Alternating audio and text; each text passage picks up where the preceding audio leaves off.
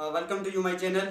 سامعین، جو ہے شب برات کی آمد ہے، تو ہمارے ہاں ہر معاشرے میں مختلف طریقے سے جو ہے وہ شب برات منائی جاتی ہے. تو اسی سلسلے میں ہم نے ایک مختصر سا پروگرام جو ہے وہ ہے منعقد کیا ہے. تو میرے مہمان آج میرے ساتھ موجود ہیں مفتی محمد حقان مدنی صاحب. ان سے جانتے ہیں کہ شب برات کی کیا فضیلت ہے قرآن و حدیث کی روشنی میں، اور اس کی کیا حکمت ہے. جی مفتی صاحب. بسم اللہ الرحمن الرحیم. دیکھیں، آپ کا جو سوال ہے کہ شب برات مختلف انداز سے ہمارے معاشرے میں منائی جاتی ہے. اولاً یہ بات ذہن میں رکھ لیں کہ جو بھی طریقہ قرآن و حدیث کے مطابق ہے، ہم نے کسی بھی دن کو، چاہے وہ شب برات ہو یا اس کے علاوہ کوئی ہمارا دینی ایونٹ ہو یا دنیاوی ایونٹ ہو، اس کو قرآن و سنت کے مطابق گزارنا ہے. جہاں تک یہ رہ گیا کہ ہمارے معاشرے میں اس کو مختلف انداز سے منایا جاتا ہے، ہمارے یہاں تو بہت عجیب ہی انداز ہے. کئی دفعہ مثلاً بیچ میں پٹاخے پھوڑے جاتے ہیں، یا اور اس طرح جو ہے وہ بچوں کو بھی اس طرف لگایا ہوتا ہے، شبلیاں پٹاخے لے کے دیتے ہیں. یہ تو ظاہری بات ہے کہ سری ناجائز اور گناہ کے کام ہے، کیونکہ شریعت مطہرہ میں اس کی اجازت نہیں ہے کہ یہ پٹاخے وغیرہ پھوڑے جائیں. ہاں، بقیہ یہ ہے کہ ہمارے معاشرے سے اب الحمدللہ ایک شعور بیدار ہو رہا ہے. علماء اس کی جو ہے وہ باقاعدہ تلقین کر رہے ہیں. اب یہ بات کم ہوتی جا رہی ہے. اب لوگوں کی توجہ نوافل کی طرف، عبادات کی طرف، اور اس کے ساتھ ساتھ جو ہے وہ روزے کی طرف، اور بالخصوص جو ہے نا وہ حق تلفی کسی کی ہو تو ویسے تو عام طور پہ معافی مانگتے ہیں، مانگنی بھی چاہیے، لیکن اس رات کو بالخصوص اس انداز سے وہ معافیاں مانگ رہے ہوتے ہیں. ٹھیک ہے، ایک اچھا عمل ہے، لیکن معافی کا یہ مطلب نہیں ہے کہ بس جو ہے نا ایک دفعہ میسج کر دیا تو معاف ہو گیا، بلکہ جو واقعی رشتہ دار ناراض ہے اس سے جا کے معافی مانگنی چاہیے، تاکہ وہ معاف کہہ بھی دے ہمیں معاف کیا. تو جو اصل لب لباب یہ ہے کہ جو شریعت مطہرہ کی خلاف کام اس میں کیے جاتے ہیں وہ بالکل قطعاً ناجائز اور گناہ ہے. جو شریعت ہمیں حکم دیتی ہے وہ کیا ہے کہ اس عبادت کو نیکیوں کے کاموں میں گزارا جائے، اس کے اندر نوافل کی کثرت کی جائے، اس کے اندر جو ہے وہ قبرستان جا کے اگر قبروں کی زیارت کی جائے، نبی پاک علیہ السلام سے 15ویں رات قبرستان میں جا کے ان کے لیے دعا کرنا یا زیارت کرنا یہ ثابت ہے، تو یہ والا عمل کیا جائے، یہ بہتر ہے. اسی طرح روزہ اگر 15 شعبان کو رکھیں یہ بھی بہت بہتر ہے، اس کی بھی فضیلت ہے. مفتی صاحب، اس رات کی جو ہے وہ روایات حدیث کی روشنی میں ملتی ہے. دیکھیں، جیسے میں نے ایک چیز آپ کے سامنے عرض کر دی نا کہ یہ جو 15 شعبان یہ جو رات ہے، اس میں نبی پاک علیہ السلام قبرستان تشریف لے کے گئے.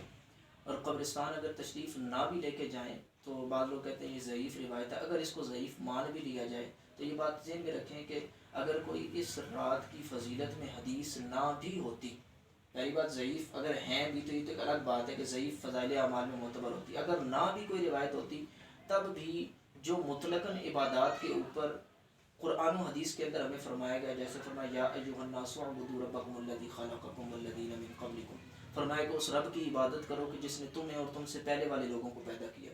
تو اب جب یہ عبادت کا مطلق حکم ہے، روزہ بھی عبادت ہے، نوافل پڑھنا بھی عبادت ہے، اس کے علاوہ قبرستان جانا بھی، حضور علیہ السلام کی حدیث موجود ہے فزوروہا، اب تم قبروں کی زیارت کیا کرو، موت کی یاد دلاتے ہیں، تو یہ حدیث صحیح ہے. تو اب اس کے مطابق جب یہ ساری عبادات ہیں یا جائز و مستحسن اعمال ہیں، ان کو اگر اس رات کے اندر ویسے بھی کر لیا جائے تو اس میں کوئی قباحت نہیں ہے، شریعت میں بالکل جائز ہے. جی، یعنی اس کا اس سے سمپل سی بات لے لیں کہ اس رات جو آدمی نماز عشاء پڑھ کے جماعت کے ساتھ سویا ہو وہ گنہگار نہیں ہوگا، لیکن اس نے اپنا ایک گولڈن چانس جو ہے وہ مس کر دی ہے. جی ایسے کیسے. اچھا، اس رات کی مفتی صاحب کوئی خاص عبادت؟ عبادت تو کوئی خاص اس رات کے ساتھ مختص نہیں ہے. ویسے تو بعض ہماری کتابوں کے اندر جیسے وہ شعبان المعظم کی الگ سے 15ویں کی رات کی جو ہے نا وہ دعا بھی لکھی ہوتی ہے، 6 نوافل پڑھے جاتے ہیں، اس کو مختلف ہمارے علماء جو ہے وہ بیان بھی کرتے ہیں، مختلف پوسٹیں بھی چل جاتی ہیں، اس سے دیکھا جا سکتا ہے اس کے طریقہ کار کو. صلاۃ و تسبیح کی نماز پڑھی جاتی ہے، جس کی احادیث طیبہ فرمایا کہ عمر میں ایک دفعہ کم از کم پڑھ لو. یعنی اتنی تاکید. پہلے فرمایا کہ روز نہیں تو ہفتے میں، مہینے میں، سال میں، نہیں تو پھر آخری جو فرمایا کہ عمر میں تو کم از کم ایک دفعہ پڑھ لو. تو اس رات میں عام طور پہ ہمارے یہاں کثیر مساجد کے اندر یہ جماعت کا اہتمام بھی ہوتا ہے، اور پھر اگلے دن روزہ رکھا جاتا ہے. تو یہ اس انداز سے دن کو اگر گزاریں کہ یہ اہم عبادات ہیں جن کے دین میں الگ الگ جو ہے فضائل بیان کیے گئے ہیں، اس کو ایک رات میں مجموعی طور پہ جب کر دیں گے تو انشاءاللہ زیادہ برکتیں حاصل. اچھا مفتی صاحب، بس 2 ہی کوشچن ہیں میرے.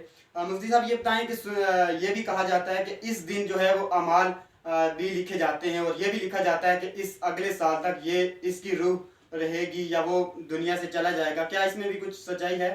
دیکھیں، اتنی بات تو ہے کہ اس رات کی جو فضیلت اور اہمیت ہے اس کے متعلق اس طرح کی باتیں ملتی ہیں.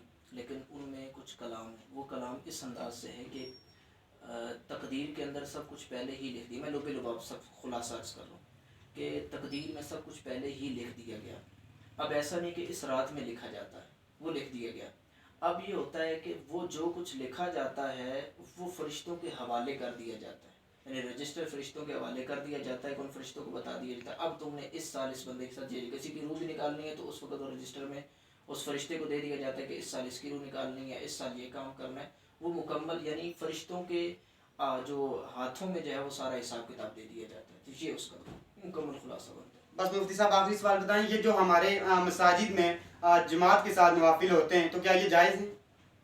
کہ جماعت کے ساتھ نوافل فی نفسی ہی پہلے کا حکم اور فی جو آج کل ہمارے ہیں جو فتویٰ ہے تحقیق ہے اس کے مطابق یہی ہے کہ ہمارے زمانے میں چونکہ لوگ عبادات سے بہت زیادہ دور ہیں اور اگر ان کو نفل کی طرف یوں کر کے الگ کہیں کہ الگ الگ سارے پڑھ لیں تو بہت سے لوگ ہیں جو اس سے محروم رہ جاتے ہیں.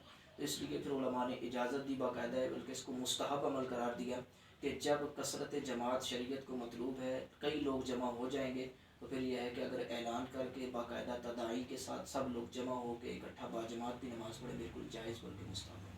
جی بہت بہت شکریہ جی. یہ تھے ہمارے مفتی خاقان مدنی صاحب، ان کو آپ نے سنا. امید کرتا ہوں آپ کو ان کی سننے کے جو باتیں ہیں وہ آپ کو فائدے میں رہیں گی. اپنا بہت سارا خیال رکھیے گا. اللہ حافظ.